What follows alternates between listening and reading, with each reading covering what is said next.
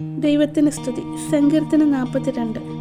മാൻ നീർത്തോടുകളിലേക്ക് ചെല്ലുവാൻ കാംക്ഷിക്കുന്നത് പോലെ ദൈവമേ, എൻ്റെ ആത്മാവ് നിന്നോട് ചേരുവാൻ കാംക്ഷിക്കുന്നു. എൻ്റെ ആത്മാവ് ദൈവത്തിനായി, ജീവനുള്ള ദൈവത്തിനായി തന്നെ ദാഹിക്കുന്നു. ഞാനെപ്പോൾ ദൈവസന്നിധിയിൽ ചെല്ലുവാനിടയാകും?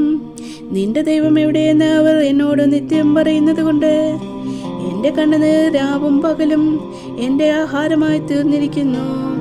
ഉത്സവം ആചരിക്കുന്ന പുരുഷാരത്തിൻ്റെ സന്തോഷവും സ്തോത്രവുമായ സ്വരത്തോടുകൂടെ സമൂഹമധ്യേ ഞാൻ ദേവാലയത്തിലേക്ക് ചെന്നതോർത്തു. എൻ്റെ ഉള്ളം എന്നിൽ പകരുന്നു.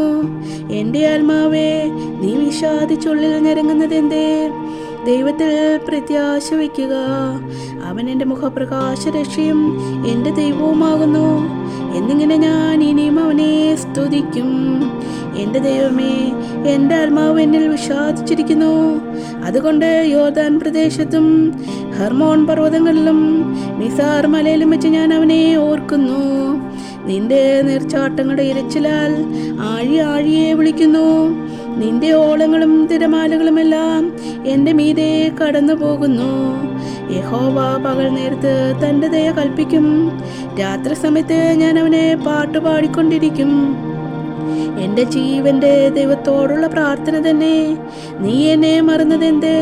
ശത്രുവിൻ്റെ ഉപദ്രവം ഹേതുവായി ഞാൻ ദുഃഖിച്ച് നടക്കേണ്ടി വന്നതെന്ത് എന്ന് ഞാൻ എൻ്റെ പാറയായ ദൈവത്തോട് പറയും.